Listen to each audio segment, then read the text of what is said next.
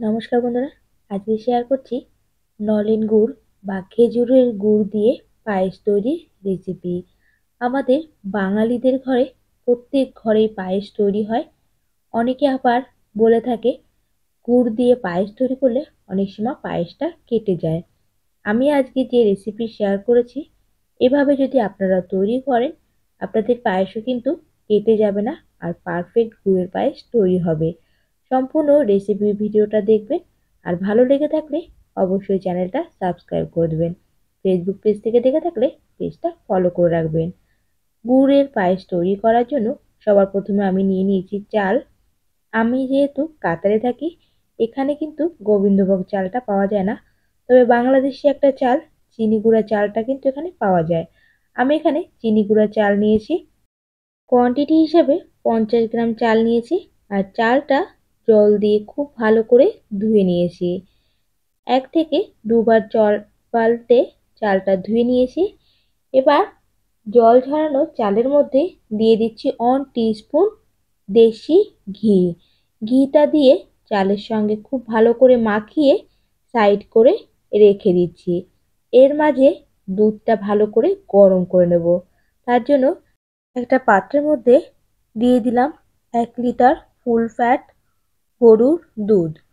যে পাত্রে পায়েসটা তৈরি করবেন সেই পাত্রে দুধটা নিয়ে খুব ভালো করে ফুটিয়ে নেবেন। আমি 1 লিটার দুধটা খুব ভালো করে জাল করে ফুটিয়ে নিয়ে 800 ml মতো তৈরি করে নিয়েছি। এবার যে চালটা আমি ধুয়ে ঘি দিয়ে মাখিয়ে রেখেছিলাম, চালটা দিয়ে দেব। দেখুন দুধটা কত সুন্দর ফুটে গেছে। ঠিক এরকম ফুটে যাওয়ার পরেই কিন্তু চালটা দিতে হবে, তাহলে পায়েসটা কিন্তু খুব ভালো হবে। দুধটা অনেকটা গাঢ় হয়ে যাওয়ার পরে চালটা দিলে চালটা খুব তাড়াতাড়ি ফুটে উঠবে আর পায়েসের ঘনত্বটা ঠিক থাকবে। চালটা দিয়ে খুব ভালো করে মিশিয়ে নিয়েছি। চালটা যেহেতু আগের থেকে একটু ভেজানো ছিল, খুব তাড়াতাড়ি সিদ্ধ হয়ে যাবে। দিয়ে দিচ্ছি কিছুটা কাজু বাদাম, 2টো ছোট এলাচ আর একটা তেজপাতা। সঙ্গে কিশমিশও দিতে পারেন। আজকে পায়েস তৈরিতে আমি কিশমিশের ব্যবহার করছি না।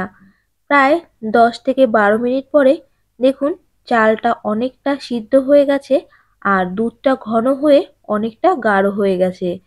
গুড়ের পরিবর্তে যদি চিনি দিয়েও তৈরি করতে চান, তাহলে অবশ্যই চালটা খুব ভালো মতো সিদ্ধ হয়ে যাওয়ার পরেই চিনি বা গুড় ব্যবহার করবেন। আমি একটা চাল এরকম করে চেপে দেখিয়ে দিলাম। দেখুন একদম পুরো চালটা গলে গেছে আর পায়েসটা কিন্তু বেশ গাঢ় হয়ে গেছে।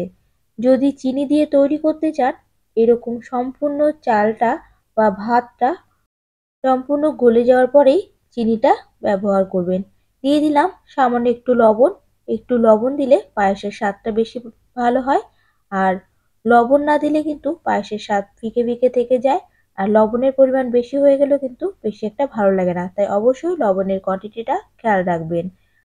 গুড়ের ব্যবহারটা সবার শেষে করব, তাই পায়েসের থিকনেসটা ঠিক যতটা রাখতে চান ঠিক সেরকম অবস্থায় কিন্তু গুড়ের ব্যবহার করতে হবে।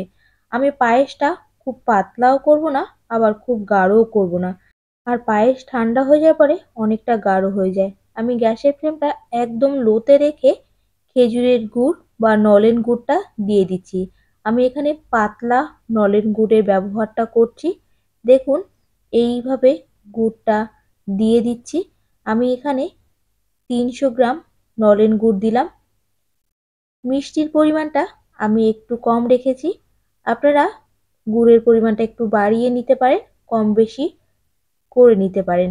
তবে আমি যেহেতু একটু মিষ্টি কম পছন্দ করি, আজকে আমি মিষ্টিটার ব্যবহার কম করেছি। নাড়াচাড়া করে খুব ভালো করে মিশিয়ে নিলাম আর গ্যাসের ফ্লেমটা অফ করে দিলাম। আগেও একবার বলেছি যে পায়েস কিন্তু ঠান্ডা হলে অনেকটা গাঢ় হয়ে যায়। আপনারা যদি এর থেকে বেশি গাঢ় তৈরি করতে চান, তাহলে গুড় দেওয়ার আগে আরও একটু গাঢ় তৈরি করে নিয়ে গুড়টা ব্যবহার করবেন। দেখুন পায়েসটা কতটা গাঢ় হয়েছে। কেমন লাগলো আজকের রেসিপি জানাবেন। এরকমভাবে পায়েস তৈরি করলে গুড়ের ফ্লেভারটা খুব ভালো থাকে আর স্বাদ কিন্তু ভীষণই ভালো হয়। আশা করি রেসিপি ভালো লেগেছে। আর ভালো লেগে থাকলে ভিডিওতে একটি লাইক করবেন। কমেন্টস করবেন। নতুন কোনো রেসিপি দেখতে চাইলে তার জন্য কিন্তু কমেন্টস করতে ভুলবেন না। সবাই ভালো থাকবেন, সুস্থ থাকবেন। দেখা হচ্ছে নতুন একটা ভিডিওর সঙ্গে, নতুন একটা রেসিপিতে।